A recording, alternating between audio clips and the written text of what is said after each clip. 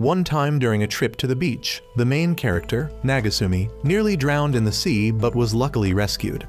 Going back to earlier that day, he and his family had returned to the seaside town to visit his grandmother. It had been a long time since the whole family had come back here, and Nagasumi didn't seem as excited about the trip as his parents. After getting off the train and catching a bus up the mountain, the whole family finally arrived at his grandmother's house. That evening, the family gathered together to enjoy dinner.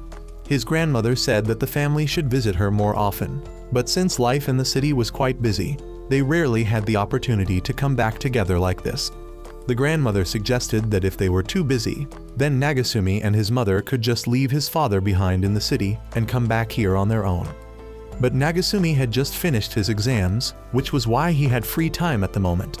Since he wasn't particularly good at studying, his family often had to send him to extra classes to help him pass his tests. His grandmother said that his father hadn't been good at studying either, yet now he was living just fine and had a warm, happy family, so Nagasumi didn't need to worry too much about it. After dinner, his father invited Nagasumi to go swimming the next day, but he didn't seem too interested.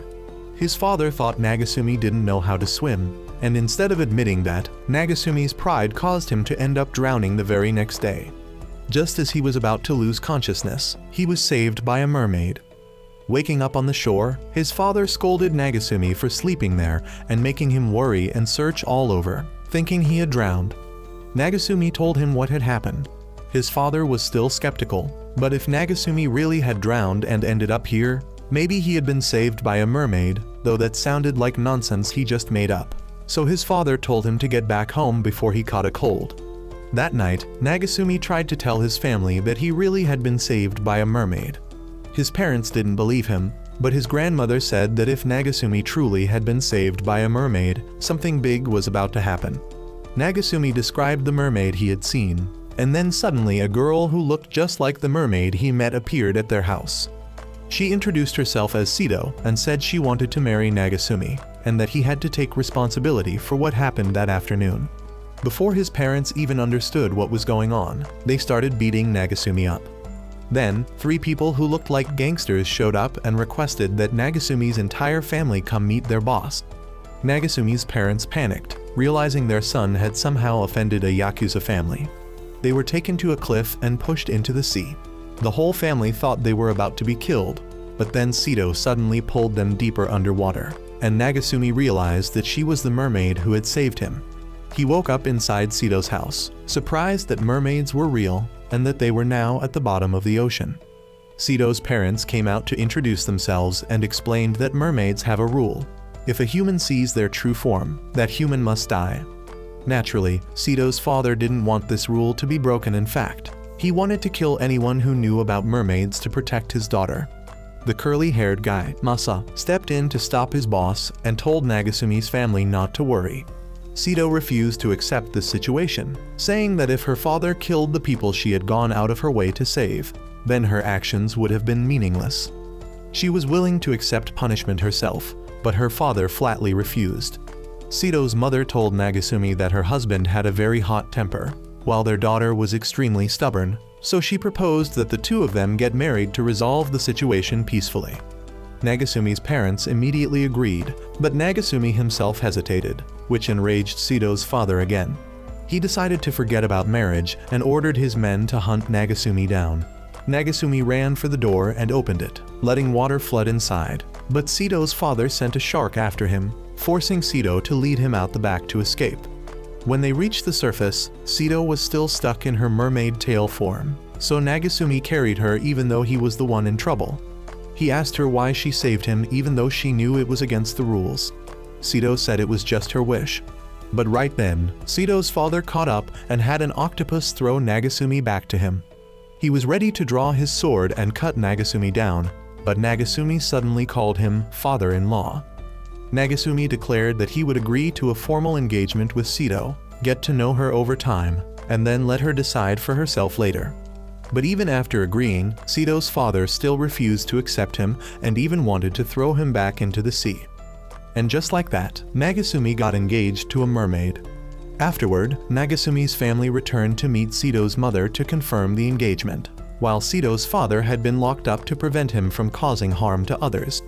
Back at his grandmother's house, seeing how worried Nagasumi looked, she thought he probably didn't like Sito. But that wasn't the case, things had just happened too fast. She told him that there would be a festival tonight and that he should take Sito there to try and improve their relationship. She gave him some money to use for the evening. That night, Nagasumi met Sito in front of the festival fair and went in with her.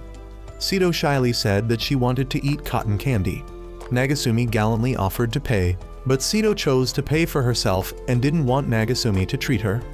Nagasumi then noticed that the cotton candy shop owner was one of the mermaids who served the Sito family. Not just the cotton candy stall, every stall they went to was like that. Sito then explained that most of the stalls here were managed by her family, so she wanted to visit as many as possible. Nagasumi also noticed that Sito's father was hiding in one of the stalls, and he knew that if he held Sito's hand, her father would go after him. But Sito wanted to link arms with him, making Nagasumi realize trouble was coming. Then Nagasumi received a phone call, and Sito's father threatened to take his life for what he just did. However, not wanting to ruin Sito's mood, Nagasumi decided to face his future father-in-law on his own. Sito then went to play the goldfish scooping game, but the thing Nagasumi had to scoop was a shark. He mustered his strength and threw the shark away, but water splashed onto Sito's legs, revealing her mermaid tail. Nagasumi had to take her away to dry off so her tail would return to legs. At this time, Sito's parents were also leaving and saw Nagasumi and Sito in a corner. Thinking the two were doing something indecent, Sito's father immediately tried to slash Nagasumi. But Masa quickly realized what Nagasumi was actually doing and stopped his boss. Sito realized her father had been causing trouble for Nagasumi all night and told him to go home. Unable to argue with his daughter, he had no choice but to spare Nagasumi for now. Masa also hoped Nagasumi would understand his boss. Sito then wanted Nagasumi to just forget everything that happened tonight. The two continued playing at the festival, and it was only then that Nagasumi found out Sito still went to school. Since the school principal was also a mermaid, he could make arrangements for her. Nagasumi also learned that Sito was actually very clumsy and often got herself wet easily. Nagasumi had to keep helping her and accidentally touched her too much, causing her to scream and blow him away with her ultrasonic wave. All mermaids have the ability to emit ultrasonic waves for attack, but Nagasumi was temporarily deaf now and couldn't hear anything. Sito apologized to Nagasumi for making him suffer through so much tonight. He wanted to do something to cheer her up, and then a souvenir shop appeared nearby. Nagasumi decided to give Sito a gift. She chose the cheapest ring. After that, the two went to the bonfire area to dance with the townspeople. Masa suddenly appeared to help Nagasumi learn how to dance, and Sito thought that he preferred learning from Masa. She said Masa and Nagasumi made a better couple, especially since Masa had taken Nagasumi's first kiss. She then ran away, and Nagasumi had to chase after her. He tried to explain to Sito that the thing with Masa was just a misunderstanding, but Sito realized she had dropped her ring. Nagasumi didn't think the ring was that important, but Sito did. Nagasumi realized that he had only thought of the engagement as a temporary plan, while Sito was completely serious about getting to know him. So he helped her look for the ring. Sito's father overheard this, and not long after, Sito's parents brought the ring and gave it to her. Sito's mother said that her husband had also proposed to her at a festival like this and had been so embarrassed that he threw the ring away. The ring ended up in Masa's hands, which made Sito jealous, and she screamed in Nagasumi's face. At that moment, Nagasumi's soul met his grandfather in heaven, and his grandfather wanted him to stay there with him. But Sito woke Nagasumi up. The next day, he had to bandage his whole body because of all the injuries he got that night. He knew that from now on, he would have to endure many more things like what happened today, so he couldn't afford to give up easily. A few days later, Nagasumi's father announced that the whole family would have to return to the city because he had received a sudden work assignment and could no longer extend his leave. He also wanted Nagasumi to clearly explain the situation to Sito. Although he knew he had to explain things to Sito, the next day, while hanging out with her, Nagasumi didn't know how to bring it up. Sito also found it strange that someone who had always opposed their relationship, like her father, would lend them a deserted island to spend the day. Nagasumi was then introduced to Maki, a shellfish spirit and Sito's friend. Masa later brought all three of them to the island and warned Nagasumi to be careful of this place. Upon arriving, Nagasumi thought he'd finally get to enjoy himself this time. But unexpectedly, as soon as Sito left, Maki revealed her true nature and considered him a disgusting guy. Maki said she had been protecting Sito all these years and wouldn't allow Nagasumi to lay a hand on her. It was only now that Nagasumi realized Maki was an assassin and that she was very good at pretending to be innocent in front of Sito. Nagasumi understood that he would have to face Maki the entire day, but he also thought that Maki couldn't do anything to him with that tiny body. However, as soon as Sito saw a snake, Maki immediately used her shell to fire water bullets that destroyed the nearby trees. Only then did Nagasumi realize how powerful Maki was. But when Maki saw Sito hug Nagasumi, she fired at him again and pretended there was still a snake nearby. Once it was safe, Sito asked Nagasumi to apply sunscreen for her, but knowing Maki was still around and waiting to strike, he distracted Sito and tossed Maki away so that no one could interrupt them. But Maki soon returned and landed right on Nagasumi's head. She was determined not to let anyone touch Sito's skin. Nagasumi admitted that he did have some impure thoughts, so he let Maki apply the sunscreen for Sito instead. He then had to sit with his back turned and restrain himself from reacting to whatever was going on behind him.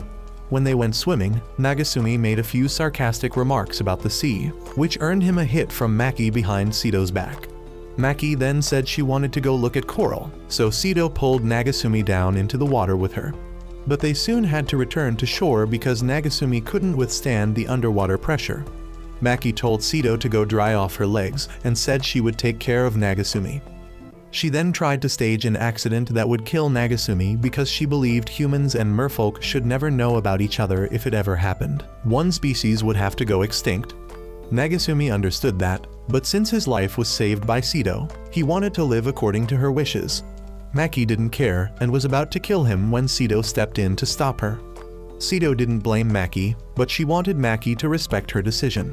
Maki then decided to give up and no longer pursue Nagasumi. Even so, she still wouldn't treat him kindly. That afternoon, as they were heading back, Nagasumi finally brought up the topic with Sito that he would be returning to the city the next day and promised to come back to visit her on every holiday. But Sito decided that she would go to the city with Nagasumi because she was his fiancée. Both Maki and Sito's father were furious and upset about this decision, but neither of them could change Sito's mind, so they had no choice but to watch her leave. The next day, when they boarded the train to return, Nagasumi thought Sito might be sad about leaving her hometown. But then he discovered that his father-in-law was still secretly following them. He pulled the curtain and hit it hard, causing him to fall off, and when he opened the bag, he found that Maki had also followed them here. And so, Nagasumi faced another new turning point. When they arrived home, Nagasumi asked Maki not to show her face so as not to cause trouble if someone saw her. But his parents completely accepted Maki and were totally fooled by her innocent appearance, since only Nagasumi knew that Maki was actually the assassin sent to take his life. When they went inside, his parents gave Nagasumi's room to Sito and made their son move to the attic, because he used to sneak up there to play when he was little, so they thought he'd be happy staying there. Nagasumi refused to accept it, and Sito volunteered to stay in the attic instead. Nagasumi gallantly decided to give up his room for Sito, but that decision was mocked by Maki. That night, while Nagasumi was taking a bath, he started thinking more about his future life. Suddenly, Sito and Maki walked in.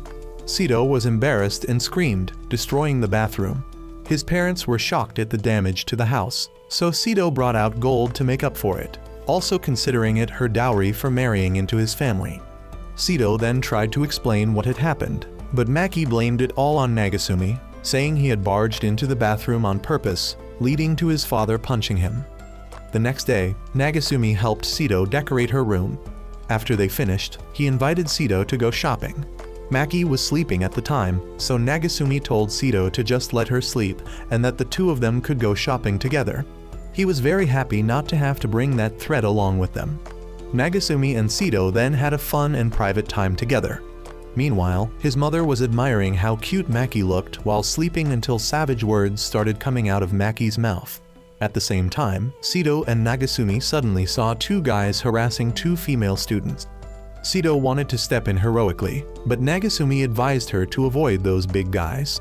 Just then, a girl appeared and stopped the two guys, allowing the female students to get away. Nagasumi recognized her as Mawari, a classmate from school. Mawari had a personality where if she believed something was right, she would carry it out no matter what. She then pushed the two thugs toward Nagasumi, and since Sito really wanted to step in, Nagasumi had no choice but to drag the two guys into the water, then remembered that he couldn't swim, while the two guys could. Mawari jumped in after him to save him, but then remembered that she also couldn't swim. Sito had to secretly take care of the two thugs and bring both Nagasumi and Mawari back to shore. Nagasumi thought Mawari was no longer an elementary school kid, so she needed to learn how to be more feminine. He then realized Sito was behind him and let himself drift along the water to go help Sito deal with her mermaid tail. Just as Sito's legs returned to normal, Maki showed up again to punish Nagasumi for secretly bringing Sito to this place. Maki fired bullets at him non-stop and pushed him into another corner. Mawari showed up, forcing Nagasumi to pretend Maki was a doll. Mawari didn't want to judge him for playing with dolls, and he had no choice but to go along with it because he didn't want Mawari to become Maki's target. Sito praised Mawari's heroic spirit and said she was the daughter of the police chief, so these kinds of things were normal for her. Hearing that, Sito got nervous because the police were the greatest enemy of her Yakuza family. That night, Maki warned Sito to be careful because their neighbor was the home of the police chief. Even though she was worried, Sito didn't want to leave Nagasumi and return home. At that moment, Nagasumi, unaware of everything, walked in and was blown away by Sito's ultrasonic wave. Meanwhile, Masa was drinking at a bar when Sito's father showed up. With some alcohol in his system, Masa started talking without respecting rank or formality. If it weren't for Sito, he said, he would have stopped that entire train to bring his daughter home.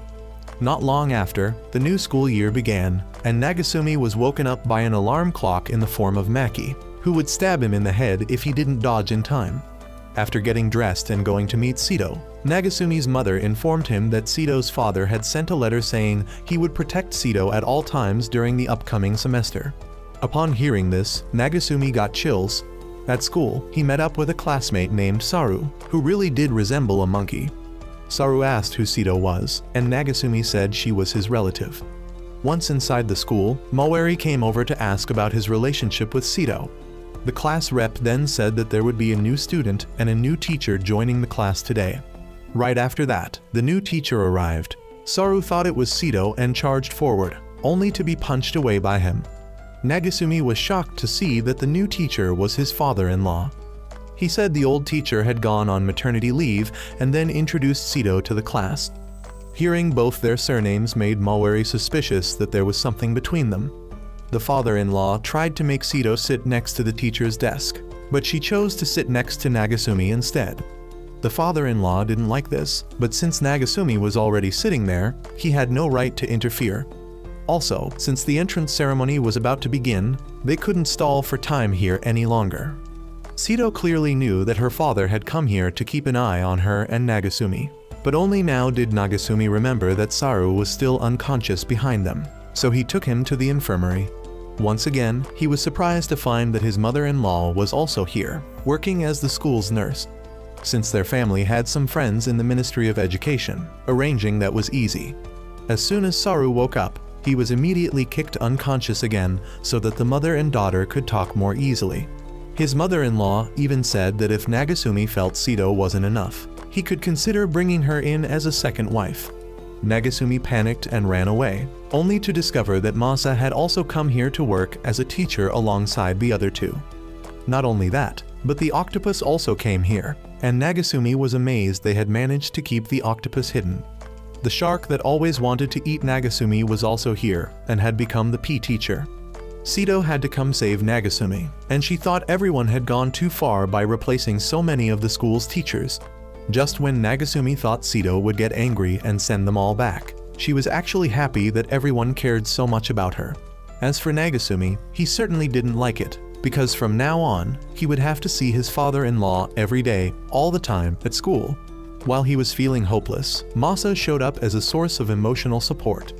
Masa understood that Nagasumi was under pressure because of his father-in-law's antics, But he said that if Nagasumi gave up on Sito just because of things like this, then the feelings he had for her were far too easy to abandon. Thanks to that advice, Nagasumi regained his confidence to move forward. The next morning, as he was getting ready to go to school, Saru came to walk with Sito. But Nagasumi chased Saru away, saying that only he was allowed to monopolize Sito. The two of them entered serious mode to battle it out. Nagasumi was determined to become a real man when Saru discovered a doll in Nagasumi's bag. He saw Maki poking her head out and told her to get back inside, but she said he was acting weird for talking to a doll like her. Saru then walked away, thinking Nagasumi had gone through some mental breakdown. Just like that, his path to becoming a man crumbled right at the first step. That day at school, Nagasumi wanted to show off in front of Sito, but his father-in-law only taught nonsense. Moss's lessons were very easy to understand, but they had nothing to do with the curriculum. So in the end, Nagasumi couldn't show anything at all. Later, during P, Saru invited Nagasumi to go peep into the girls' changing room. Saru kept tempting him, almost causing Nagasumi to give in, but he managed to control himself in time. Even so, he was spotted by the shark teacher. Saru escaped immediately, while the shark jumped at the chance to try to eat him. Cornered, Nagasumi had no choice but to charge straight through the girls' changing room. He was caught by the girls, and Mawari immediately wanted to sentence him to death. That afternoon, he was interrogated and scolded by Mawari. Nagasumi decided to take the blame and keep all the secrets hidden.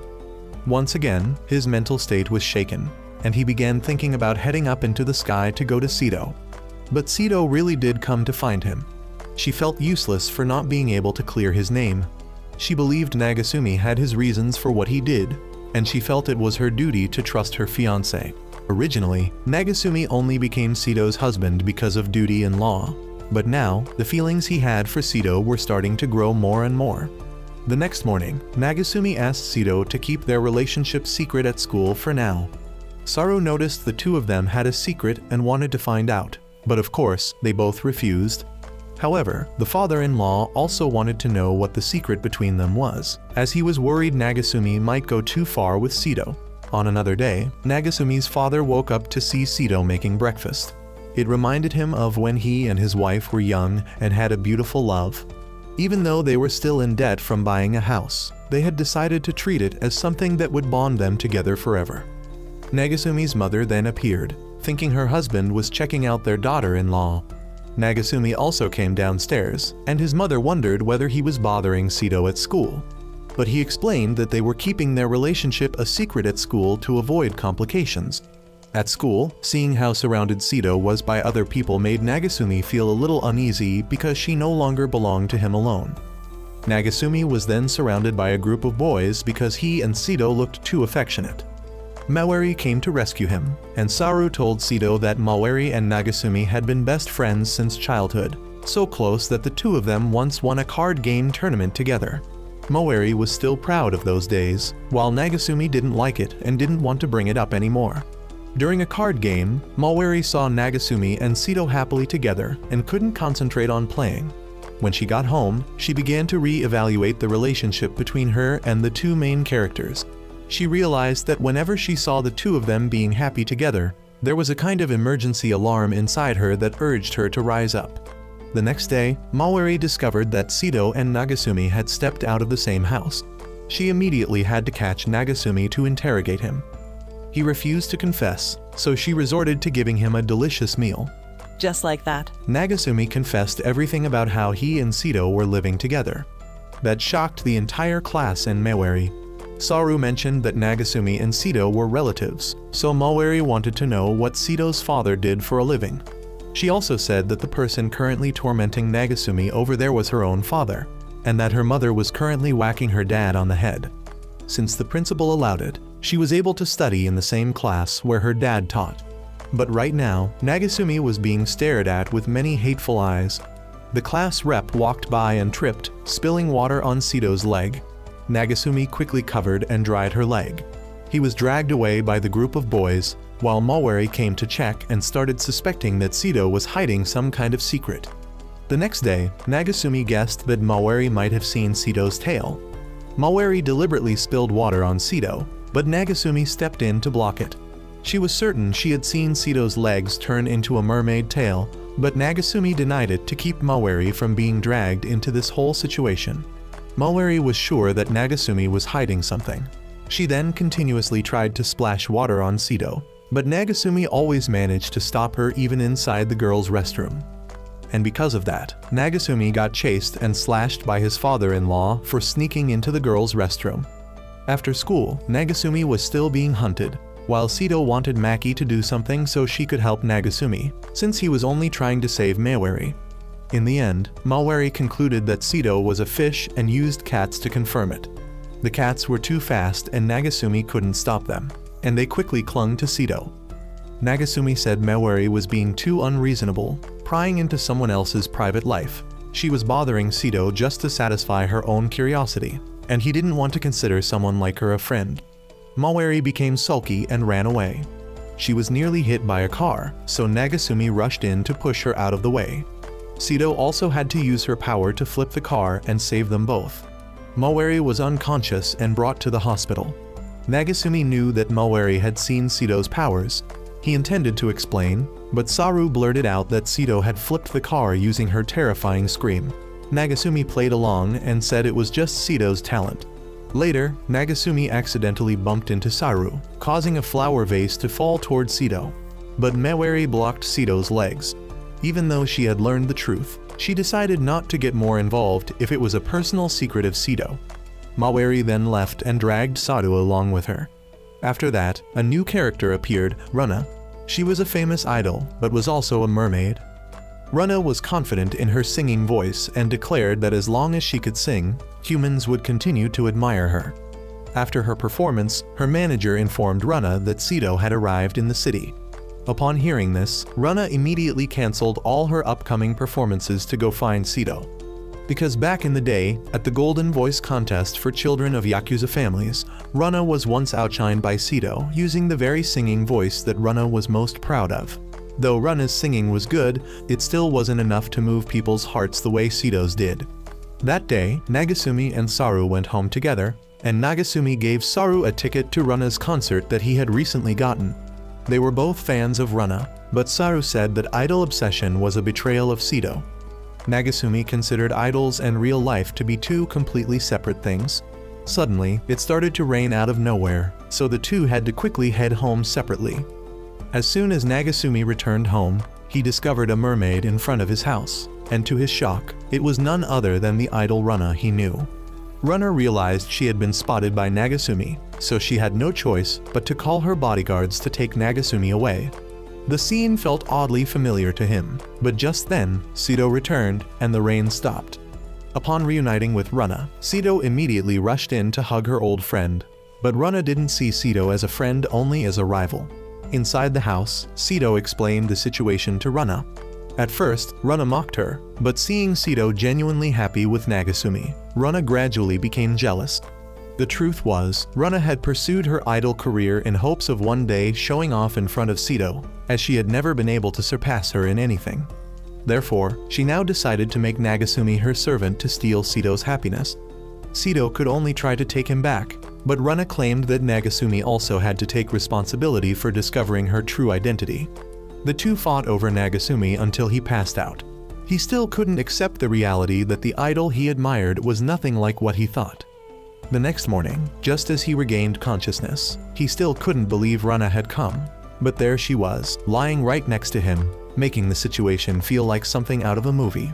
Runa clung to him and waited for Sito to appear, then took the chance to point out that Sito still hadn't slept with Nagasumi, and she declared that she had already done that with him. Sito felt utterly defeated. She had lost Nagasumi's first kiss to Masa, and now his first time to Runa. But Nagasumi tried to comfort Sito, insisting that sleeping together and doing that were completely different. Runa separated the two, claiming that since she had accepted Nagasumi as her servant, he was only alive because of her mercy. When they arrived at school, everyone was shocked that idol Runa had transferred in. During introductions, she threw some shade at Sito's father and also announced she was Sito's neighbor. Haru wanted to know why Nagasumi kept hanging around famous people and joked that if Nagasumi had a magic lamp or the Dragon Balls, he should let him borrow them. Nagasumi confessed that he was now Runa's slave and had to live with her. But Saru argued that living with an idol was worth becoming a slave for. Saru couldn't accept that the two most popular girls in school were living under Nagasumi's roof, so he began to spiritually awaken and wanted to transcend this mundane world. Runa went to sit with Sito and declared her intention to surpass her in school popularity. She complained about forgetting her notebook and asked to borrow someone else's, quickly getting multiple offers including from Sito, who received even more. Nagasumi started to realize just how popular his wife really was. During class, Masa called Sito to the board to answer a question, and then called on Runa, but Runa pretended not to know. The class erupted into chaos, turning against Masa. When Nagasumi tried to defend Masa, he got dragged into the backlash. The classroom was now split into two clear factions, Team Runa and Team Sito. Saru warned Nagasumi that this battle was spiraling out of control, that if left unchecked, it would affect even the neutral students, and that a full-scale war might break out, leading to the school's downfall. Within 3 days, the two fanatic factions had solidified, but the one suffering most was Nagasumi himself. He was hunted by both groups, being the one favored by both school idols. Escaping Runa's fans only led to being cornered by Sito's, and even though Mawari tried to intervene, her words couldn't convince anyone, so she summoned the disciplinary committee to handle it.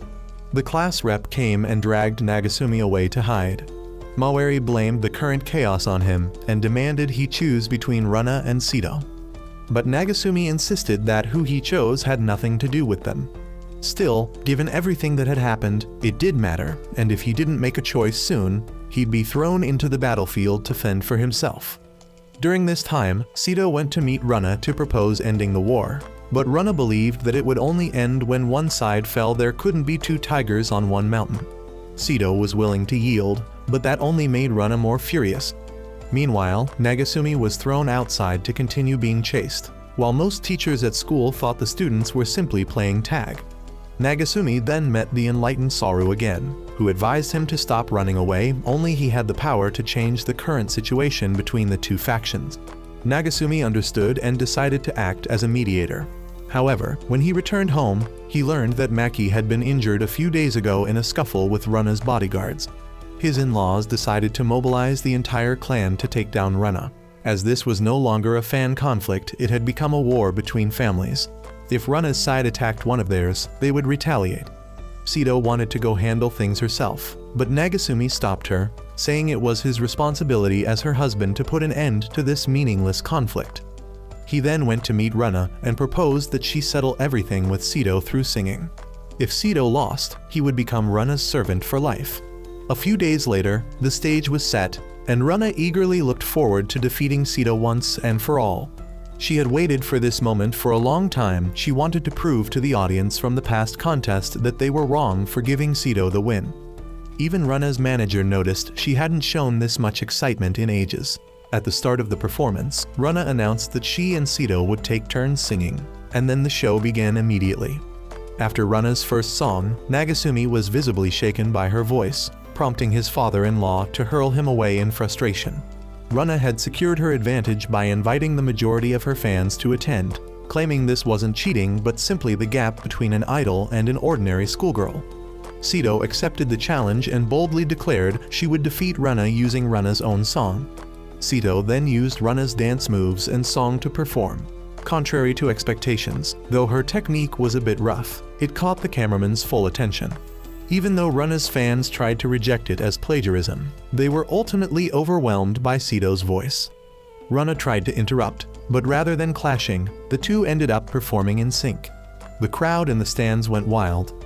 Masa realized this was a side effect of Mermaid singing amplified unnaturally. Nagasumi was immune only because he had built up a resistance. Mawari tried to intervene and stop this ridiculous battle, but was so disturbed by what she saw that she wanted to burn everything down. The stage had devolved into something unspeakable, so Runa responded by singing a war anthem to incite both fan factions to fight again. Nagasumi asked Sito to sing a peace song to reverse the tide. Sito agreed but needed Nagasumi's support. He was hypnotized and transformed into a martial arts master, defeating numerous people with some mysterious style. Under Sito's peaceful melody and Nagasumi's punches, the fans from both sides finally bowed their heads in surrender. Runa was about to be held accountable for injuring Maki, but just then, Maki showed up and admitted she was the one who had tried to attack Runa first, angry that she disrupted Sito's life. However, she had accidentally knocked herself out on a power pole, got embarrassed, and lied about being hurt. In truth, there was no feud between the two families.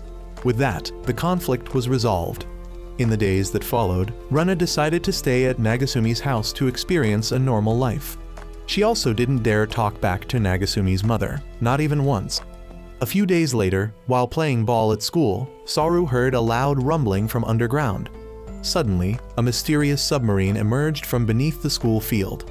The owner of the submarine was Kai, a man who had long pursued Sito. Kai claimed to be of noble lineage and rushed in with a sword to take care of the one who had stolen Sito from him, but Sito countered by smashing a ball into Kai to push him back. Mawari then charged Kai for assault and destruction of public property, prompting him to immediately throw money around to settle and compensate for everything. However, Mawari still arrested Kai, claiming it was bribery. Everyone soon realized that Kai was the son of the most powerful and globally renowned conglomerate in Japan. Kai had come today to take back his bride, Sito. He accused Nagasumi of kidnapping and forcing Sito to this city, but Nagasumi argued that Kai would never understand the suffering of being Sito's husband. Sito thought Nagasumi wasn't happy in this relationship, but he only said that to add dramatic flair. Kai recalled how, 4 years ago, when he was reclusive and isolated, Sito had visited his home and struck up a conversation. She taught him how to become more outgoing, and from then on, he had his eyes only on her. Runa then stepped in, telling Kai to stop pursuing Sito, but Kai gently turned her down, saying that while she was great, his heart was still with Sito. Runa couldn't accept this and challenged Sito again. Mawari had to control the growing chaos outside, while Kai confidently claimed Nagasumi could never bring Sito happiness. Nagasumi was shocked to be faced with such a painful truth so soon, since he was inferior to Kai in wealth, looks, and ability. The two clashed and ended up outside, where Nagasumi discovered that Kai, despite living in luxury, had a fear of wide open spaces due to getting lost in the desert as a child, hence his preference for tight spaces. Kai then tried to bribe Nagasumi to let him back inside. Sito was disappointed, as Kai, who once hated materialism, was now blinded by power and money. Realizing this, Kai decided to leave, departing in his submarine. Not long after, he also transferred into their school. At one point, the school hosted a sports festival, and to everyone's surprise, Kai declared he would defeat Nagasumi in the competition, prompting Nagasumi to participate. The first event was the girls' sprint, where Sito competed, but her father announced he would kill anyone who dared overtake her, making all other runners back off. Sito asked the class rep to redo the race fairly, and she won again. Next was the boys' sprint. Kai wore a spacesuit to overcome his fear of wide spaces, but it slowed him down too much. The following event involved playing roles, which is skipped here due to unclear rules. After several rounds, Runa, Sito, and Mawari had all gained tons of fans, while the class rep was completely ignored, making her furious. During lunch, Nagasumi's mom brought out food prepared by Sito and Runa, true to form. The difference between their meals was like night and day. She then offered the food to Masa, revealing that not only Nagasumi but even his mom seemed to have feelings for him. After lunch came the flag-stealing horseback event. Kai pulled out a spear, but his heavy weight caused his horse team to collapse, breaking his helmet. Faced with the wide open field, he panicked and screamed. Saru, now his self-proclaimed servant, presented him with a spare helmet. Kai accepted Saru as his subordinate and realized his team was still ahead in points. Sito's father, unwilling to see his daughter lose, declared that the final round would determine the overall winner once he made a decision. No one at school could stop it. Kai then stated that whoever lost the final event would have to disappear from Sito's life. Sito realized she was being wagered like a prize, but still chose to trust Nagasumi, giving him even more reason not to lose. The final round was a relay race. Nagasumi led at first, but Kai, having removed his heavy gear, overtook him. Suddenly, it began to rain, causing Kai to revert to his fish form. Sito and Runa also transformed, but the rain was so heavy that no one noticed. Saru then brought the submarine up to help Kai and ordered a missile launch at Nagasumi, prompting Sito to use her singing voice to neutralize the missile and simultaneously lull everyone on the field to sleep. However, since the missile fell straight down, it exploded on impact, and no one could determine the winner. Kai and Nagasumi thus agreed to settle their rivalry for Sito on another day. One day, while Nagasumi was asleep, he dreamed of a man in sleek black clothing wielding a hunting rifle trying to assassinate him. He awoke relieved that it was just a dream until he looked up and saw the very same man standing beside his bed. The man warned that if Nagasumi laid a hand on Runa, there would be consequences, then immediately kicked him down the stairs. Sito asked what was going on, and Nagasumi said there was a man in black upstairs. Remembering the man had mentioned Runa, he asked where she was, and Sito replied that Runa had left early that morning. They headed to school, where Saru approached the visibly shaken Nagasumi, and Sito also noticed how strange he was acting. Nagasumi figured that if he explained everything calmly and naturally, people might believe him. So in the calmest tone possible, he explained that a man in glossy black clothes with a hunting rifle had appeared in his room this morning to kill him. Naturally, everyone in class backed away and suggested he take the day off. Suddenly, the same man appeared again outside the classroom window, sending Nagasumi into a panic, but still no one believed him. He went to the infirmary and told his mother-in-law what happened, and she advised him to lie down and rest. He fell asleep and, upon waking, prepared to return to class only for the black-clad man to emerge from under the bed, sending Nagasumi into a frenzy. While fleeing down the hall, Nagasumi ran into Kai. The mysterious man reappeared behind Kai, making both of them sprint for their lives. When they got outside, Kai was too weak to continue due to his condition, but Saru arrived just in time to give him an astronaut suit so he could move again. The two ran into a room full of carved statues and thought they were safe until one statue moved. The man had followed them again, terrifying them into running once more. Cornered, Kai tried firing a bazooka, which failed, so he used his phone to signal a satellite to fire a laser down, but the target remained unharmed. Saru lowered a rope, calling to his master Kai to climb up, but Nagasumi clung to it too, causing all three of them to fall flat. They ran into a restroom, where the man followed their footprints. Preparing for the end, they embraced in relief when everything suddenly went quiet, thinking the man had left.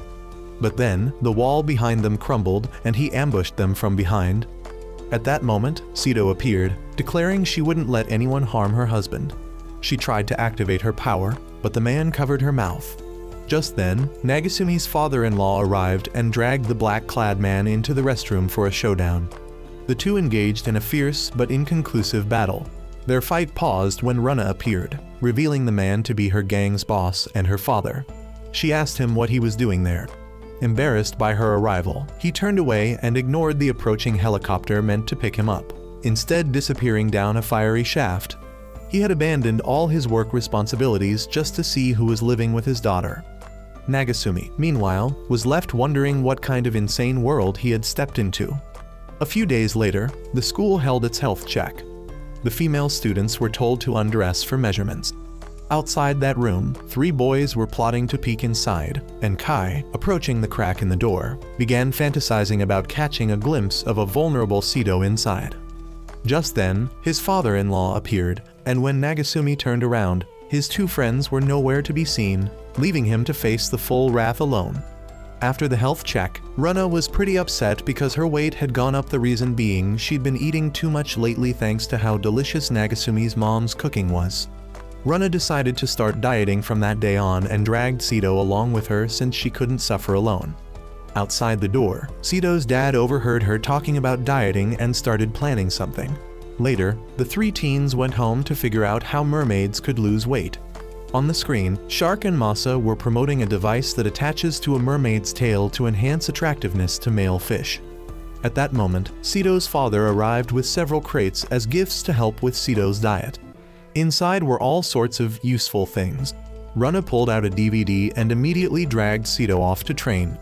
Meanwhile, Nagasumi spotted a tape labeled 18+ and instantly grabbed it. His own dad appeared behind him, and the two started watching the mysterious item together. It turned out to be very fresh indeed, full of images of live fish before they were caught. To support his daughter's weight loss journey, Sito's dad even built an artificial waterfall machine for the 2 girls to train with. At the same time, Masa and the shark made a sauna room to try out. After training, Runa and Sito took a break, and Sito suggested that her dad should lose weight too, prompting him to immediately rush into the sauna. Nagasumi realized he'd never seen his father-in-law's true form, so he went to peek. But while spying on Masa, he was caught by his father-in-law and dad, who took turns beating him for being a pervert. Later, Nagasumi came into the living room and saw the energy drink Sito had consumed earlier. Without thinking, he drank the entire thing. Sito suddenly remembered and told him that the drink was only meant for mermaids. If a human drank it, something dangerous might happen. Sure enough, Nagasumi soon transformed into a giant version of himself and destroyed the entire house.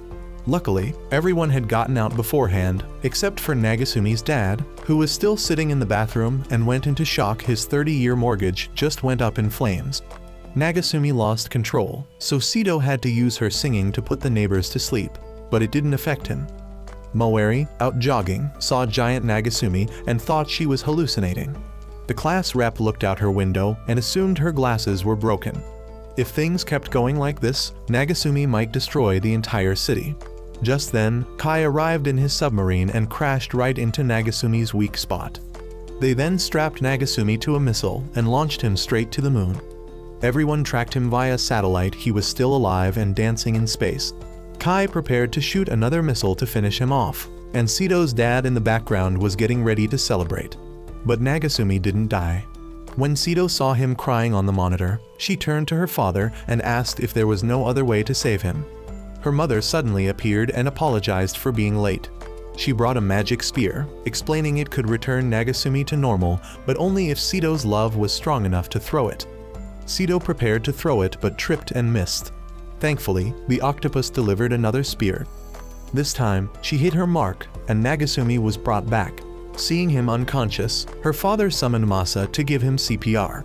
When Nagasumi woke up, Sito hugged him tightly, but once again, his first and second kisses both belonged to Masa. Nagasumi's dad saw that his son had remembered everything, so he punched him in the face for destroying the 30 years of his youth. His mom told her husband not to hit him too hard or they'd have to pay more hospital bills, making Nagasumi wish he could go back to the moon. Several days later, on a peaceful morning, Nagasumi was watching TV and saw an interview with Runa. She looked extremely cute on screen, which was completely opposite of her real-life self. In the kitchen, Sito and Nagasumi's mother were happily washing dishes. The mother was delighted. She had always wanted a daughter like Sito. She remarked that boys were all useless anyway. She was also glad that their house had been rebuilt, thanks to Runa's father, who owned a construction company. After that, Nagasumi's mom decided to go shopping for ingredients and invited the girls to come along, but Runa refused, saying that such chores were for maids in her house. So, Nagasumi's mom and Sito went together, leaving Runa alone with Nagasumi. Runa realized this was her chance to finally spend some time alone with him. Blushing, she told him to come up to her room. Nagasumi immediately thought he was about to become a man. Meanwhile, the three dads were on their way to the new house for a visit, the atmosphere in the car completely silent and tense. As for why Runa invited Nagasumi to her room, it was to help her with her homework. Nagasumi said Sito would be a better tutor, but Runa insisted they keep it a secret from her. She had to study because Masa had warned her that if her grades didn't improve, she'd be expelled. Moeri had also offered to help, and while Runa politely accepted on the outside, she didn't want to rely on the police chief's daughter. So her only option was Nagasumi. After whining for a bit, Runa collapsed onto the table in frustration. They eventually began studying, but their position looked questionable. Runa was sitting in Nagasumi's lap. After some arguing, they accidentally fell on top of each other. Just as they were about to kiss, Maki suddenly spoke up, saying they could continue whatever they were doing while she took notes for a report to Sito. The two were now at Maki's mercy. When she said she was thirsty, Nagasumi volunteered to get a drink. While he was gone, Maki told Runa that if she liked Nagasumi, she could just make him hers. When Nagasumi returned, Maki also told him they made a great couple and should get together. Suddenly, the drink spilled and wet Runa's feet, turning them into a fish tail. Nagasumi handed her a towel and said that ever since he met Sito, his heart had belonged only to her, but since he was a slave now, he still helped dry Runa's tail. Just then, the three dads arrived at the gate. Runa's father went up to see his daughter and, upon opening the door, saw Nagasumi drying his daughter's butt. Furious, he pulled out a gun and started chasing him while firing non-stop. He quickly caught Nagasumi and prepared to throw him into the sea. Just then, Sito and Nagasumi's mom returned from shopping. When Sito asked what was going on, her dad claimed Nagasumi had cheated. Though he told Sito he was disappointed and had trusted Nagasumi, behind her back he smirked, happy to finally kick the boy out. Runa demanded he not hurt Nagasumi, and when her father asked if she loved him, she replied yes. Her father then told Nagasumi to take responsibility for his daughter or die. Runa also wanted Nagasumi for herself, so she forced a smile and allowed her dad to take him away. They got on a helicopter, and Runa's father announced the wedding preparations. He said he'd let them know when it was all arranged. Sito tried to chase after them, but her dad blocked her path and told the helicopter to go. Sito went up to the room and stared at the mess of schoolbooks. Maki told her to forget Nagasumi and return to her hometown, but Sito said she couldn't do that if her husband had cheated. It was her failure as a wife. Meanwhile, Nagasumi was thrown into a cold, dark prison and could only scream Sito's name in desperation. The next day, Runa returned to Nagasumi's house to pack her things. Sito stayed in her room while Runa mocked her short-lived marriage. Sito asked what Nagasumi had said about their marriage, and Runa lied, claiming he'd complained a lot about Sito. Hearing this made Sito feel like a complete failure. Runa realized Sito had always believed in Nagasumi without ever asking him if he truly loved her. Runa thought Sito would be angry, but Sito said if Nagasumi had chosen Runa, then Runa wasn't at fault. Runa didn't like seeing the usually strong Sito crying like this, but even so, she had no intention of saying anything. On her way out, she ran into Maki and asked why she hadn't told Sito the truth. Maki said Sito's father was thrilled when Nagasumi left, and she supported his decision, so she didn't plan on saying a single word. Runa blamed Maki for Sito's pain, but deep down she knew it was her own fault for lying. She had no right to accuse anyone else. As Runa left, Sito began packing her things to go. Nagasumi's parents wanted her to stay, but she believed she had no right to be Nagasumi's wife anymore after letting him go. Members of Runa's family then arrived to take Nagasumi's parents to the wedding. Runa went to see Nagasumi, and he realized she still hadn't explained the misunderstanding. He asked why she was always trying to compete with Sito. Runa admitted that Sito had everything she didn't. Her mother left when she was young, and her father was cold and distant. Sito was her only friend, but she always outshined her in everything: family, talent, and now even Nagasumi. That's why she tried to take him. Both of them changed into wedding attire and stepped into the chapel. Some members of Sito's family were present, and when Nagasumi walked up, he was glared at for toying with Sito's heart. A few of them even planned to bomb the place, so Masa had to step in and stop them. Sito's father said Masa wouldn't need to teach anymore and that he was ready to forgive Nagasumi, even warning him to be cautious around Runa's father, who was likely furious about his daughter being taken. Nagasumi was handed a ceremonial cup of sake, and if he accepted it, the marriage would be official. But he refused. He couldn't go through with a fake wedding like this. Runa started crying, which made her father furious and ready to beat Nagasumi. But Nagasumi said Runa's father must love her deeply to act this way. Even if he didn't know how to show affection, his actions proved how much he cared. Runa finally confessed the real reason she lied to win over Nagasumi. But even so, she still loved him and wanted to continue with the wedding. At that moment, Sito burst into the ceremony. Her father thought she had come to punish Nagasumi for cheating, but she declared she was cutting ties with him and leaving the gang. Since she was about to ruin Runa's family's wedding, she didn't want to cause any trouble for her own. She then charged through the guests, defeating Runa's men to reach Nagasumi. She wanted to be his wife once more. Nagasumi said she had always been his wife, but now she had to stand alone against Runa's entire family. Masa and the others stepped in, ready to protect their lady. As the two families were about to break into a bloody fight, Runa's manager proposed a solution. Runa and Sito would use their singing to stop the conflict. The two factions were then forced to dance themselves to exhaustion. Runa finally decided not to force Nagasumi anymore and let time decide his future. Not long after, Nagasumi and the gang returned to school. Sito went to her father and told him to forget about her cutting ties. He immediately went from a depressed mess to cheerful again. Days passed, and Nagasumi's dad couldn't remember how long it had been since he had to eat in the living room. He felt like the whole family had forgotten about him. People talked about Maki more than him. He began to question his role in the house. At school, the group saw Maki being licked by a cat. Nagasumi touched the cat and realized that all three girls, Maki, Runa, and Sito, were scared of it. Runa tried to deny it, but Nagasumi brought the cat closer.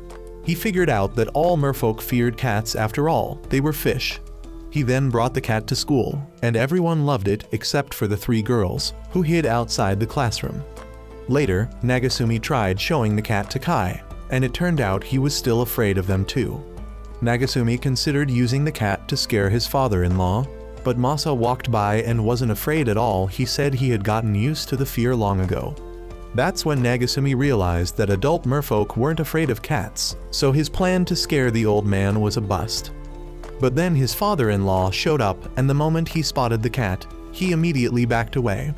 For the first time ever, Nagasumi had the upper hand and gleefully chased his father-in-law around with the cat. He kept holding onto the cat to make sure Sito could safely enter the classroom.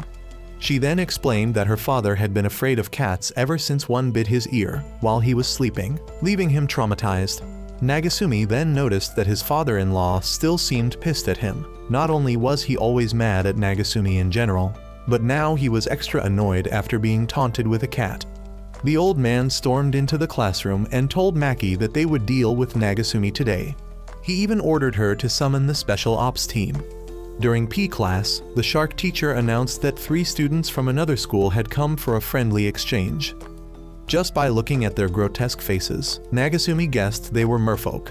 He was then forced to play soccer with the 3 of them, unaware that their plan was to assassinate him amidst the chaos.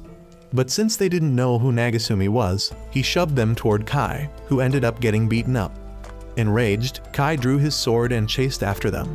Sito's father heard the news and was furious. The special ops team had attacked the wrong target. Maki rushed to personally supervise them, but the entire group was terrified by Nagasumi's cat and fled. The cat ended up chasing nearly all the merfolk in the school. From the merfolk's point of view, reality itself became distorted.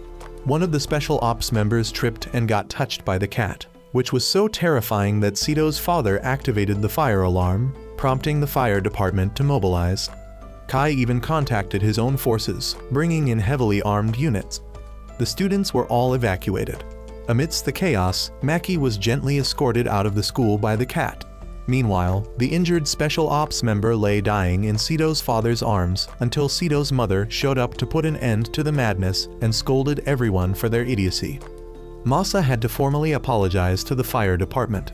On their way home, Sito's father and the 3 merfolk planned one last shot at getting rid of the cat. One of them disguised himself and walked up to Nagasumi's group, but his disguise was so terrible that everyone recognized him instantly. Curious to see what he'd do, Nagasumi watched as the guy tried to toss the cat into the water. Taking responsibility, Nagasumi was about to jump in to rescue it, but Sito stopped him, insisting she'd do it herself. She jumped in, but the cat struggled so much that Maki ended up pulling it out of the water, repaying it for helping her escape school earlier. Sito's mother soon found out what had happened and punished her husband and the 3 merfolk again. She asked her husband when he was finally going to stop being afraid of cats. Later, the cat bit Sito's hand, so although she had gotten a bit more used to it, she still couldn't bring herself to approach it once they got home. One day, the class rep had a dream where she met the prince of her life, but ironically, that prince was Nagasumi. The next day, Runa was absent due to work. At school, Kai presented Sito with a bouquet of flowers and a pair of ultra-rare movie tickets that granted the holders a chance to meet the lead actor, who happened to be Sito's idol. Sito refused, saying she couldn't go on a date with Kai. Enraged, Kai swung his sword at Nagasumi, but Saru interrupted and claimed he had a plan. Saru suggested Kai choose a girl to lure Nagasumi and Sito into a group date, giving Kai more chances to get closer to Sito. Kai looked around and chose Mawari. On the day of the outing, the class rep realized that Nagasumi's group was probably out having fun. She grabbed a book to read up on love, and then decided to change herself. She switched her hairstyle and glasses and stepped out. Meanwhile, Nagasumi's group also had to bring along Saru and Runa. Nagasumi felt that Sito's kindness was sometimes ruining all his plans. Mawari read the itinerary, and the first activity was boating. When they drew lots to pair up, Nagasumi still ended up with Sito, while Runa panicked after being paired with Saru. Saru, now thrilled, turned into a total beast. Runa asked Nagasumi to buy her a drink, and as he ran off he bumped straight into the class rep. Because she had changed her appearance, Nagasumi didn't recognize the class rep at all. To make matters worse, he accidentally stepped on and broke her glasses, so he felt responsible and decided to take her along to ask Runa to cover the cost. On the way back, Nagasumi suddenly felt that something might be wrong with Sito and told the class rep to wait while he ran ahead. He found Sito had fallen into the water and was about to be seen by Saru, who would have noticed her tail, so Nagasumi rushed in and knocked Saru out with a kick. He then borrowed some money from Runa, but she only gave him a credit card and warned him to pay on time, or he'd remain her slave indefinitely. Nagasumi returned to the class rep and took her to buy new glasses. Since she wasn't wearing any, she still didn't recognize him. As they walked and talked, Nagasumi realized she had a crush on someone but hadn't confessed. He encouraged her to live honestly and openly, saying he understood more than anyone the pain of regret, since every day he lived under threat from the Yakuza. Meanwhile, Kai and Mawari were left alone in their boat and the tension was unbearable. Mawari lost her temper and warned Kai not to come closer, but the boat suddenly rocked and Kai fell on top of her. At the same time, Nagasumi continued giving the class rep advice, urging her to have more confidence and confess to the one she liked. As they reached the riverbank, they spotted his father-in-law and the three fishmen playing baseball. They saw Nagasumi with another girl and immediately accused him of cheating again. His father-in-law threatened to drown him, but the class rep explained the misunderstanding, and Sito's mother recognized her and ordered her husband to release Nagasumi. However, he said Nagasumi could only go if he hit the baseball. He signaled the shark teacher to pitch, but Nagasumi ran away in panic. The ball still hit him, and Sito's mother had to step in again and scold her husband to let Nagasumi go. Nagasumi then took the class rep to a glasses store. The shopkeeper was stunned by the credit card, apparently an ultra-premium type capable of buying even a tank. Thinking Nagasumi was some rich young master, the store called a limo to escort him home. On the way, the class rep put on her new glasses and was shocked to realize the person beside her was Nagasumi. She immediately jumped out of the limo, forcing Nagasumi to chase after her. After running for a while, she realized Nagasumi truly hadn't recognized her, so she continued pretending and quietly went home. The next day, Runa and Sito both complained about how lame the group date had been, while Nagasumi went to see the class rep. She thought he'd figured it out, but he only came to tell her that the teacher was looking for her. Everyone still called her class rep, which made her wonder when someone would bother to ask her real name. A few days later, Saru told Nagasumi that there had been ghost sightings at school. Some people saw strange fish-like figures lurking at night. Nagasumi immediately knew who they were. Just then, Sito's father announced the arrival of a new transfer student, Akino. She carried a sword and had an intimidating aura. She was seated between Sito and Runa, and every time they spoke, Akino would jot down notes in a notebook. Nagasumi asked Saru what he thought of her, and Saru suddenly became like a wise sage, claiming that Akino's beauty level even surpassed Runa and Sito's. Nagasumi had to stop Saru from getting too creepy. Akino then tried chatting with Nagasumi and found him to be one of the few normal people in an otherwise insane class. Later, Nagasumi got into another argument with Kai, and Akino stopped them with a quick move using her sword scabbard. She later confided in Sito that she was also a mermaid and an inspector tasked with evaluating which merfolk were fit to remain in the human world. Kai had already failed her test and would have to return to the sea soon. Maki was left home for the day, and Sito was forbidden from sharing this information with anyone. This secret weighed heavily on Sito's mind, making her clumsy and unable to focus. Nagasumi noticed her strange behavior and asked Akino if she knew what was wrong, but Akino told him he should ask Sito himself. When he did go to her, Sito saw Akino nearby and didn't dare say anything. During P, Nagasumi still saw that Sito looked completely out of it, but the shark teacher didn't allow him to stand around staring at girls. He told him to get running with the others or be ready to end up in his jaws. Nagasumi eventually had to ask Sito directly why she had been acting so strange all day. She said she was fine and was just happy that he was worried about her. Nagasumi told her not to push herself too hard, and Akino even complimented Sito for being so strong. Akino encouraged her to act more naturally and not let the pressure get to her. Sito finally relaxed but accidentally bumped into something, knocking over a flower vase that spilled all over her. Akino quickly poked everyone in the eyes to stop them from looking and told Nagasumi to dry Sito's feet. She then left the room and banned anyone from coming near the class. Suddenly, the three fish guys showed up to take revenge on Akino for beating them up before, but she easily took all three down. Then Kai showed up for a rematch, but she casually poked him in the eye too. Sito's father arrived to check on the situation, and Akino told him to dismiss the crowd, so he did. After that, Sito walked out and told Akino her leg was fine now. But Akino took it as a declaration of having passed the test, which was unacceptable, so she attacked Sito. Thinking quickly, Sito grabbed Kai's sword to defend herself and realized she had just failed the test. She worried she'd have to return to her hometown and asked Nagasumi if he'd be willing to come with her. Nagasumi didn't understand what was happening, so Akino decided to delay failing her because Sito had successfully blocked her strike. However, if Sito ever let herself get hit even once, she would fail completely with no forgiveness. A few days later, the three fish guys came back with reinforcements to pick a fight with Akino, but again, she wiped them out with ease. The next day, the same three followed Akino around and swore allegiance to her, calling her Big Sis. Since they were infamous delinquents at school, other students assumed Akino was the new school boss and no one dared cross her. Akino tried to get rid of them, but the other students ran off first. Nagasumi's group showed up to see what was going on, but Akino just ignored the three fish guys. Saru then decided to switch sides and follow Akino instead of serving Kai. Although Akino didn't want him around, Saru was too persistent, so she let him do whatever. Mawari then stepped in and tried to arrest Akino on suspicion of trying to take over the school, but Akino questioned what a disciplinary officer like her could really do.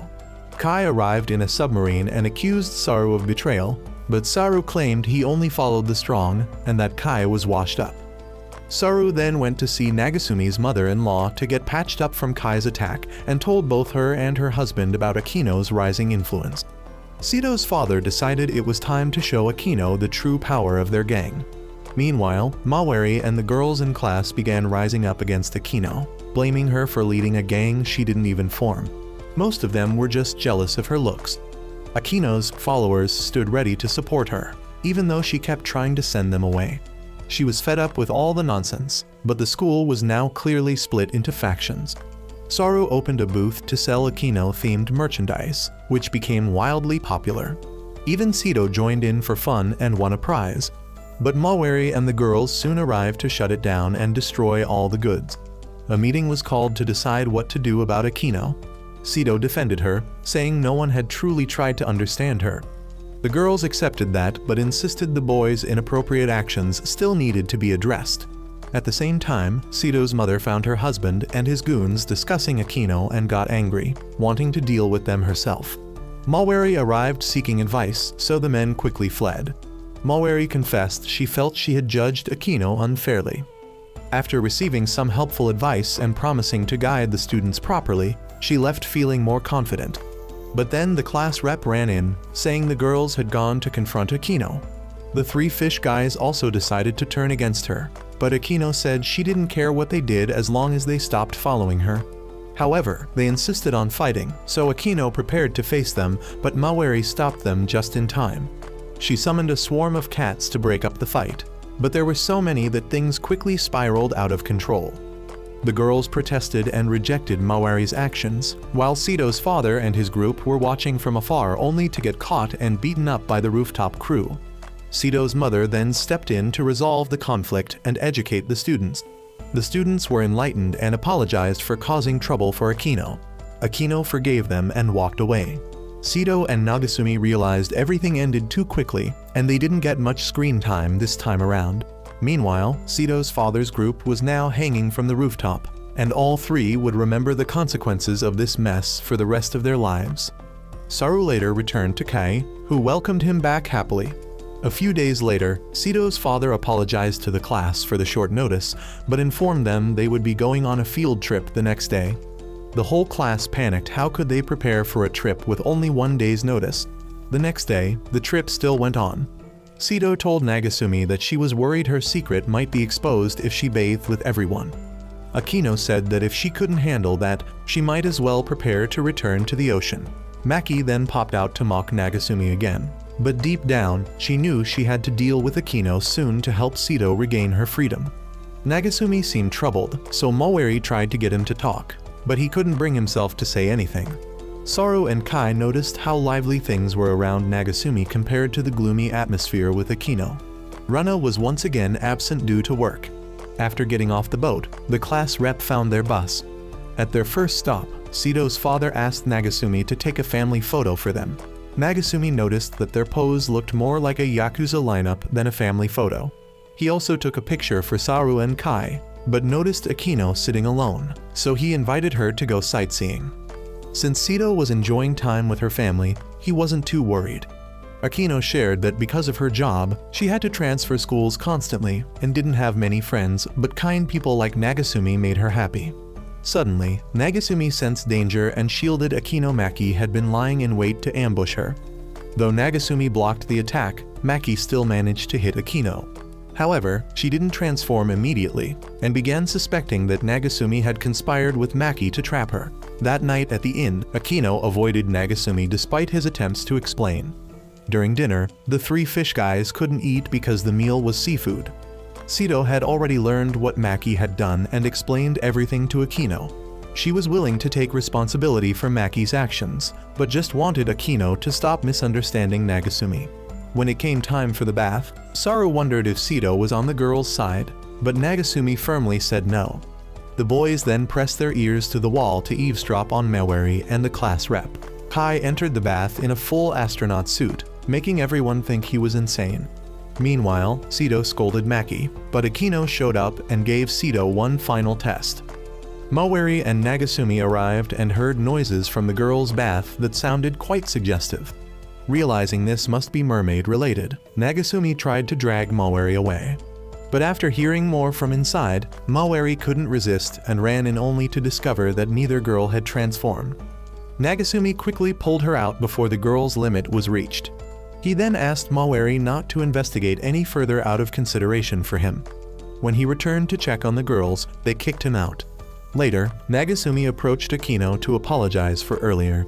She no longer held a grudge, now knowing it had all been a misunderstanding. She asked Nagasumi if he wanted to leave the Sito family, offering to put him into a special protection program so he'd be safe from retaliation. But he declined. He didn't want to abandon his marriage. Akino realized both husband and wife were equally foolish. She then went to the riverbank to meet with a high-ranking official to report on Sito and Nagasumi's marriage. It turned out Akino had been sent to break them up. The official then insisted that Akino must break up the main couple at all costs.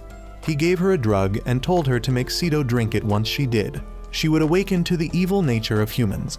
The next day, the class continued their field trip under Sito's father's lead. Meanwhile, Moweri couldn't even look at Nagasumi after the borderline love confession he made the night before.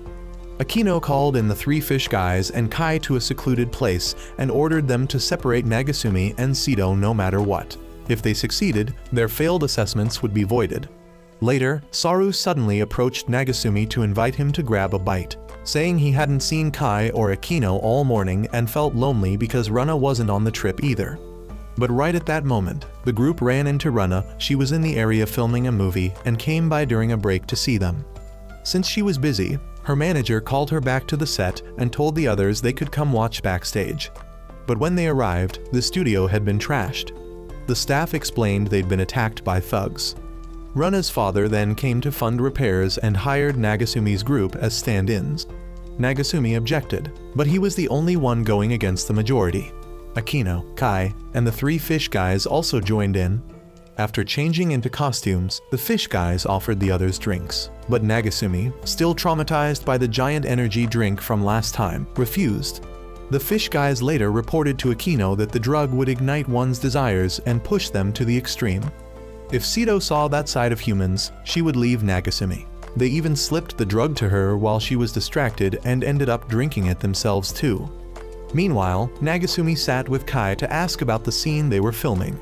Kai explained the backstory, but Nagasumi noticed someone was watching them. Akino suddenly burst in. She was the stalker and came to punish Nagasumi.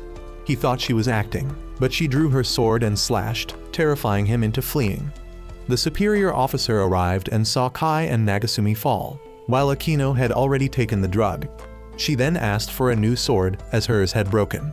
Nagasumi was soon pinned down by Runa, but Mawari came to stop the indecent scene. The three then ran into the class rep, who was still upset that no one ever asked for her real name. Nagasumi was then chased by a mob of girls, only to be blocked by Akino in front and the three fish guys from behind. They had him surrounded on a bridge, but Saru returned to his primal monkey instincts and clung to Akino, giving Nagasumi a chance to escape. However, he was still quickly cornered again. At that moment, Sito arrived and used her powers to blow everyone away to protect Nagasumi. Akino then stood up to face Sito, forcing the superior officer to step in. That night, the officer realized that despite being drugged, Sito still protected Nagasumi with all her heart, so separating the two would be much harder than expected. Akino would continue as their supervisor, determined to destroy their marriage by any means.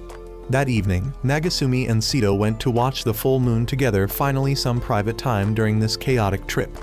Although the journey was a mess, it became an unforgettable memory.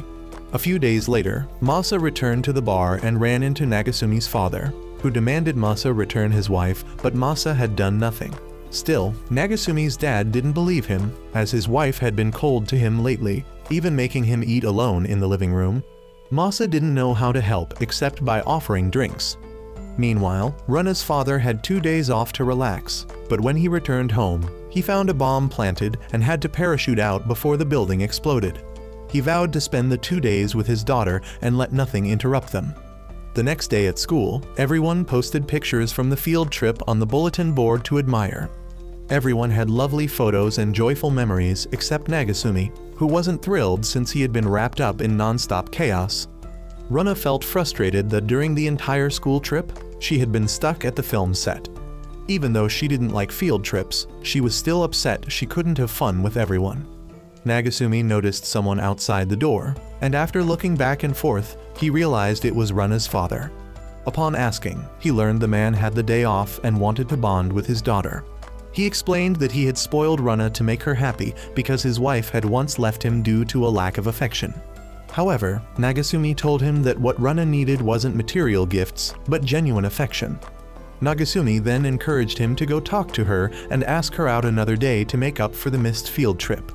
But the moment he walked in, his awkward way of speaking got him kicked right back out by Runa.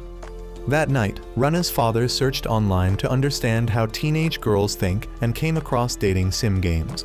The next day, he wore a sailor school uniform and accompanied Runa to school, shocking everyone. Sito even swore that if her dad ever dressed like that, she'd jump off a bridge. At school, everyone kept their distance from Runa and her dad by at least 10 meters. Sito's father showed up to see what was going on and couldn't believe his rival had such bizarre tastes. When the two went outside to talk, Runa's dad claimed that Sito's father being stuck as a teacher was the result of failing to understand his daughter. He then handed him a dating sim game to study. Meanwhile, the shark teacher felt disillusioned, realizing he didn't join a gang just to babysit. But Masa insisted they obey the boss's orders until he saw the boss earnestly trying to learn about dating games, making him regret his words. Later, the gang tried out the dating sim. The next day, Nagasumi woke up to see Masa trying to act cute. After hearing Maki's recap, he found out even Sito's dad had started acting crazy. Sito didn't want to go to school anymore, afraid of running into her dad in that embarrassing state. But Runa forced her to experience what she herself had endured. When they arrived, Sito's dad was wearing a cat-maid outfit. Horrified, Sito and Runa went to the rooftop to contemplate escape from this life. The two fathers arrived as well, and Nagasumi told them plainly that they were only making things worse. The shark and Masa then showed up to ask to leave the gang and start over. Sito's mom had to step in while Nagasumi's friends guarded the stairs to prevent the students from storming up. Sito's mom told the two dads they were wrong to try so hard to understand their daughters. All they needed to do was be there, guide them, and not spoil them because daughters look to their fathers as role models. The fathers finally understood. Sito's dad gave her the cat ears, but she was so embarrassed she blasted both fathers off the roof. The two were hospitalized, and on the way home, Nagasumi told Sito the cat ears looked great on her, but she smacked him and walked off. Runa knew Sito found the outfit cute, but was too shy to show it. That night, Sito secretly put on the cat-maid outfit again, but was too flustered to face herself. Nagasumi, watching from outside, certainly enjoyed the view. A few days later, the class rep wrote Nagasumi a love letter. The next day, he found it in his shoe locker and brought it into the restroom to read. Excited about receiving his first love letter, he wore a beaming face when returning to class, prompting Maki to snatch the letter and reveal it to everyone. Sito respected him and didn't ask too much. That afternoon, Sito's group and some gossip-loving classmates went to the meeting spot in the letter to find out who had invited Nagasumi. When he showed up and said he planned to turn her down, Sito felt relieved, trusting him completely. However, Nagasumi hesitated with regret, and just then, the two fathers appeared out of nowhere to accuse him of betrayal and prepare to punish him. But Sito let out a powerful scream that blew everyone away, and since Nagasumi couldn't hear anything, he ended up dodging all of his father-in-law's attacks without even realizing he was being scolded. His mother-in-law had to drag her husband away, reminding him he wasn't exactly innocent when it came to eyeing other women. Meanwhile, Runa also dragged her dad away for wearing such an embarrassing outfit. Nagasumi then cried to his mother-in-law about how suddenly getting married had stolen all his youthful experiences of love. Feeling sympathetic, she gave him a potion that would make him popular in others' eyes, warning that since it was made for mermaids, it would be extra potent for humans and should only be used in small doses. But Nagasumi immediately chugged the whole bottle, and even his mother-in-law felt flustered just looking at him. When he returned to class, all the girls began looking at him with admiration. Even Maki wasn't immune to the effects. But when his father-in-law showed up, he only got angrier and punched Nagasumi, and Kai did the same, which made Nagasumi realize the potion only worked on girls while the guys all hated him for it. Since there were more boys than girls in the school, Nagasumi was quickly chased down, tied to a stake, and nearly burned alive. Akino arrived to save him but also got charmed, forcing his mother-in-law to intervene again. She said the potion would wear off by tomorrow. Nagasumi ran home, only to be mistaken by his mom as Masa due to the potion's effect, and she clung to him too. That night, while bathing, Maki and the other girls barged in to bathe with him, but his father-in-law also charged in to finish him off. His biological father returned at that moment, and with the potion still in effect, both dads ended up beating Nagasumi to a pulp. The next morning, everything returned to normal. Nagasumi received another love letter but assumed it was a prank again. However, he still went to the meeting place and found Maki and his father-in-law spying nearby. He then spotted the class rep in her beautiful version coming to confess to him, wanting to break free from her usual image. But she mistakenly bowed and confessed to Sito instead, shocking Nagasumi. Realizing her blunder, she ran away but was reminded by her inner voice that Nagasumi still hadn't recognized her.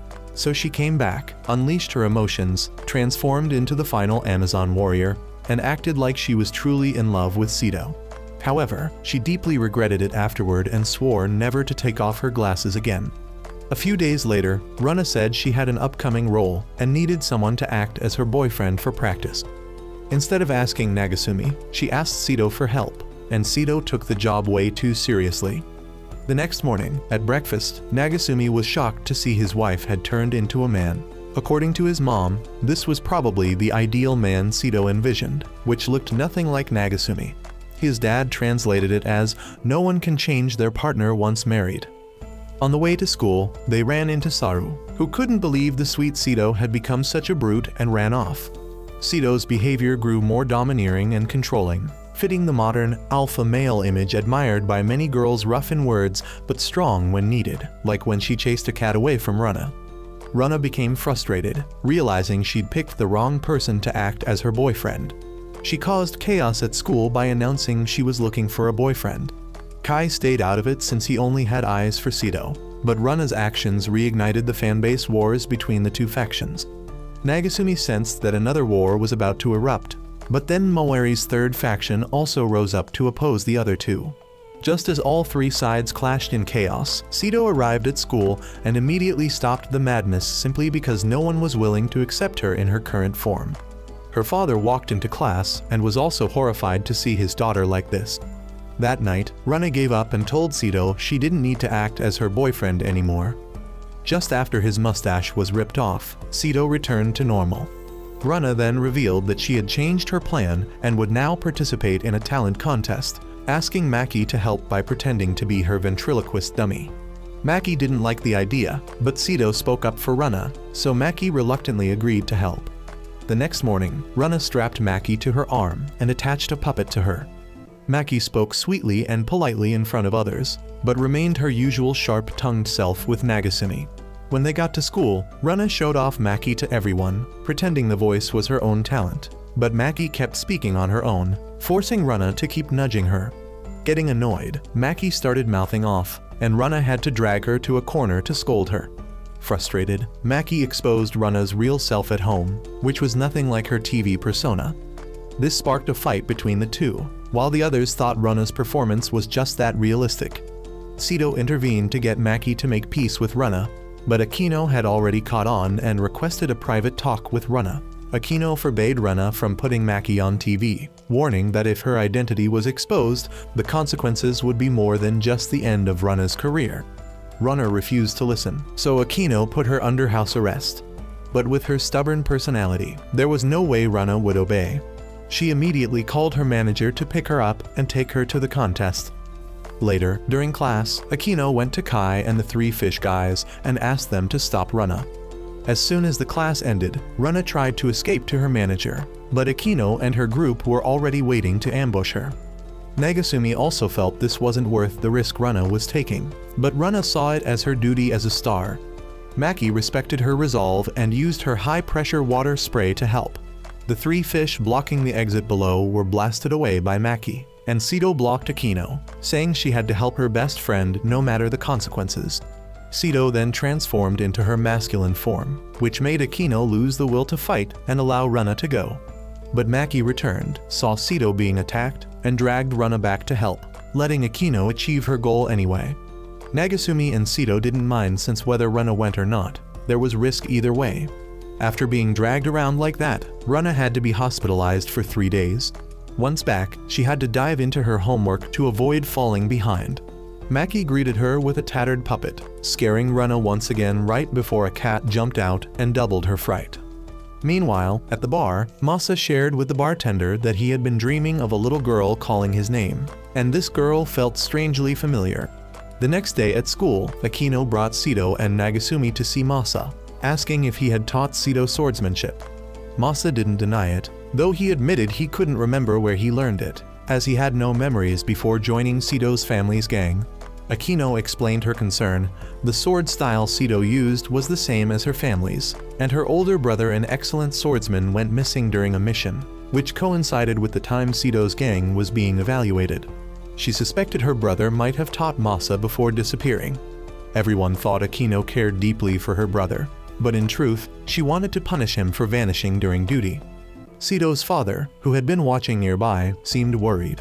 He secretly pulled Nagasumi aside and confessed that back then, during a festival night, he had invited Akino's brother to drink. While chatting, the brother mentioned that Sito would one day have a husband. That made him angry enough to punch the guy. By the time he realized what he'd done, the man had already lost his memory. He had only planned to care for him until he recovered, but no progress had ever been made. And when the new examiner came looking, Sito's father lied that the previous one had fled. Yes, Akino's older brother is Masa. Later, both girls came to the dojo to observe, and Nagasumi grew worried that if this secret was revealed, Akino would definitely kill Masa. At that moment, Masa asked to borrow the sword Akino was carrying. As soon as he held it, a wave of nostalgia washed over him, prompting Nagasumi to jump in and create a commotion. He claimed he wasn't feeling well and needed Masa to take him home, but Sito offered to do it instead, leaving Akino to train with Masa. Unable to stop them, Nagasumi clung to Masa, even accepting being called gay if it meant keeping Masa away from Akino. The class rep happened to pass by and overheard this, completely losing faith in Nagasumi. Still, Masa wanted to continue holding the sword, so Sito's dad charged in and punched him. Masa didn't give up, so he punched him again. Masa began regaining more memories, forcing the father to keep punching. When Akino tried to stop him, she got hit as well and lost her memory, turning into a little girl. Masa, meanwhile, saw his younger self from 10 years ago and decided to give his current body back to its rightful owner.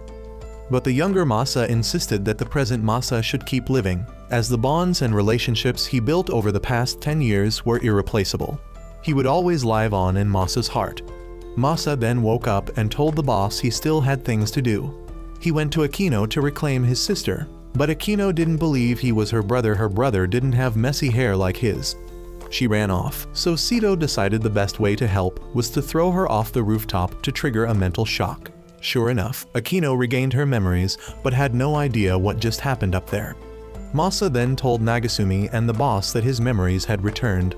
Sito's father prepared to accept the consequences, but Masa didn't hold it against him, saying he'd been happy these 10 years. That night, Nagasumi explained to Sito that he wasn't actually gay, but Sito didn't listen to a word, simply saying she would try to understand him better. Meanwhile, the class rep suddenly went to a hair salon to get a messy hairstyle and a beard like Masa's, believing he was Nagasumi's type. A few days later, Nagasumi's group saw Kai leaving a clinic. When asked what he was doing there, Kai claimed he had a cold and left. Everyone knew he was hiding something, so the next day Mawari volunteered to tail him everywhere. But she couldn't follow him into the men's restroom and had to give up angrily. Nagasumi remembered that the clinic was dermatology related and, judging from Kai's behavior, guessed he had an embarrassing condition, maybe boils on his butt. Saru refused to believe that and thought there must be some noble reason behind it, but no one else bought it. Later that day, Saru passed by the clinic and overheard the doctors discussing Kai's case.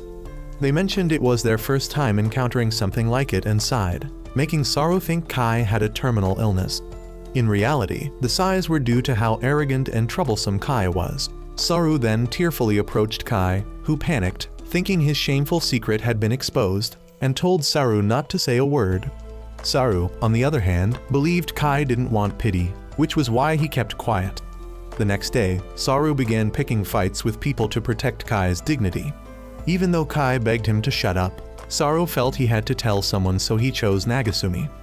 After hearing the story, Nagasumi decided to treat Kai better. He then started acting all gruff and later, along with Saru, gathered everyone to tell them the truth. So, a secret one person knew became known by the entire class. The class then threw a party to celebrate Kai. Kai, unaware of the reason, thought everyone genuinely appreciated him and happily joined the festivities.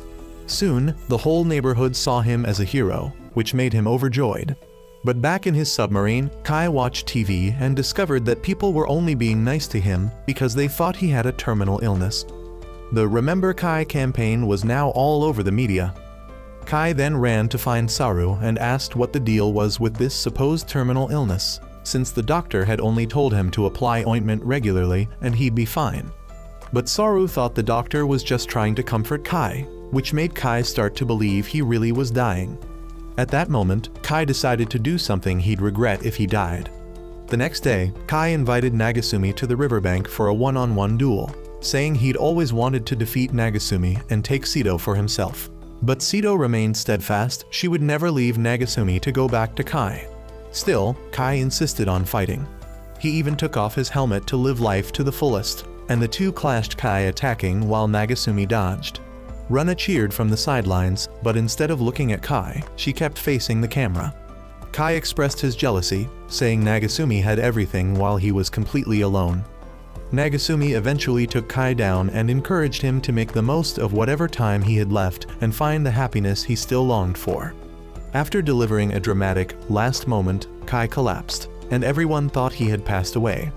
But the next morning, Kai showed up to school as if nothing happened, so Nagasumi immediately punched him for faking a terminal illness, since it turned out he just had a boil on his butt.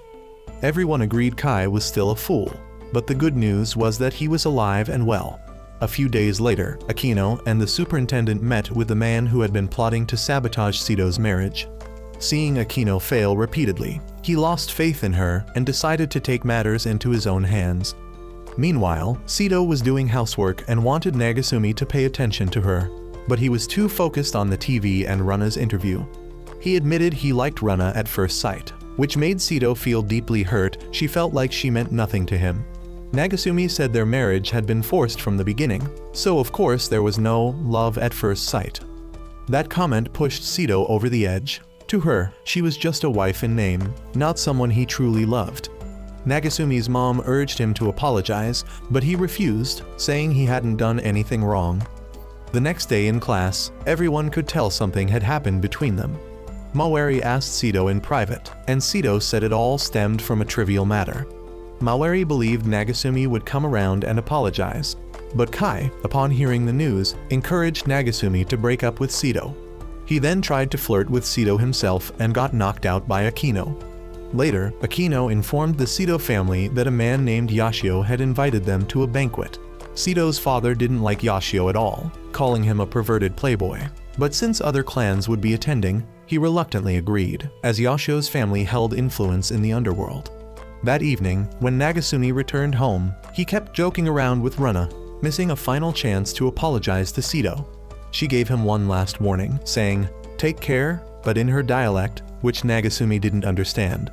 That night, Sito packed her things and left with Maki. The next morning, Nagasumi found out from his parents that Sito had left. He went to school with Runa, and only then realized that not just Sito, but her entire family had disappeared. Kai then went to Akino to find out what was going on. Though she didn't say anything, Kai's intel told him that Sito's family had gone to Yashio's place. Upon hearing Yashio's name, Runa panicked, knowing his reputation was far from good despite his prestigious lineage. They suspected Sito might be the real target of the party.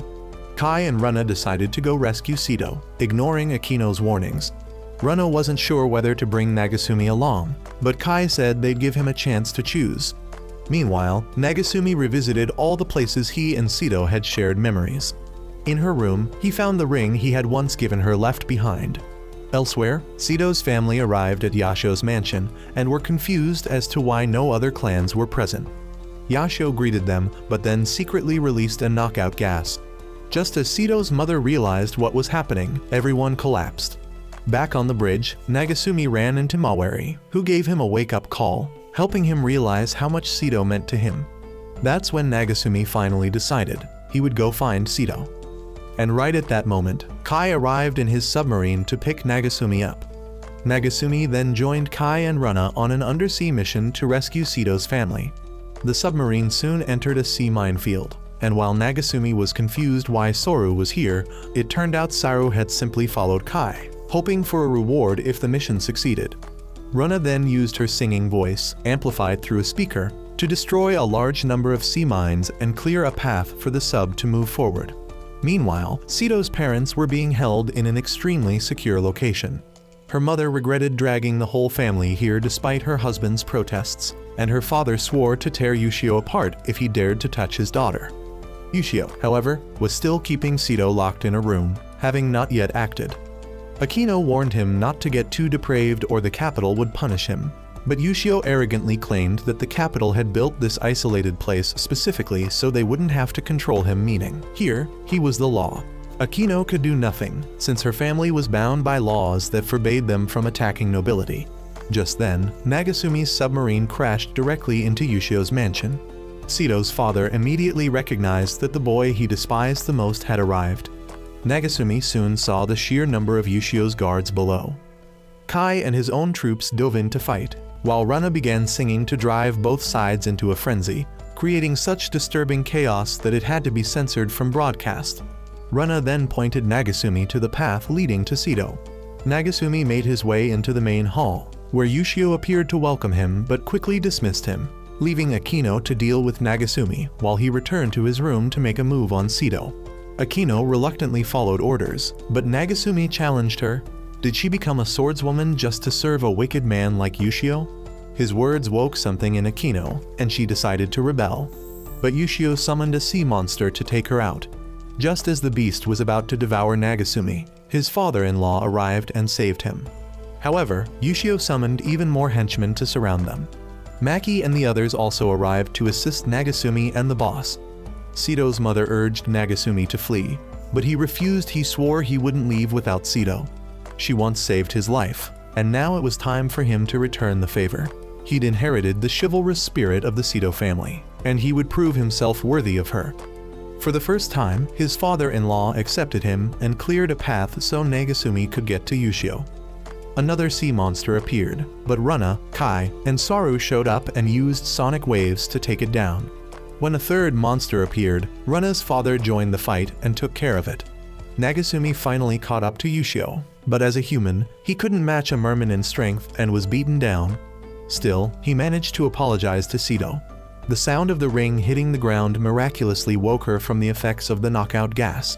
Furious, she yelled at Yushio, but he pulled a gun and pointed it at her, prompting Nagasumi to shield her.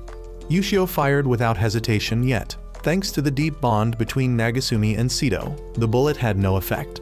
In fact, it triggered a power within Nagasumi that deflected all incoming bullets. He then unleashed a flurry of punches, smashing Yushio's face and launching him into the distance. Yushio reverted into an ugly catfish form, and the superintendent vowed to report all of his crimes to the capital for punishment. Nagasumi then placed the ring back on Sito's finger and sincerely apologized for his past words. The two were reunited once again, much to the rage of his father-in-law and Runa. A few days later, Nagasumi returned completely transformed, now a muscle-bound, towering man with a chivalrous heart. His new presence intimidated even Kai, who no longer dared to mess with him. And with that, the story came to an end.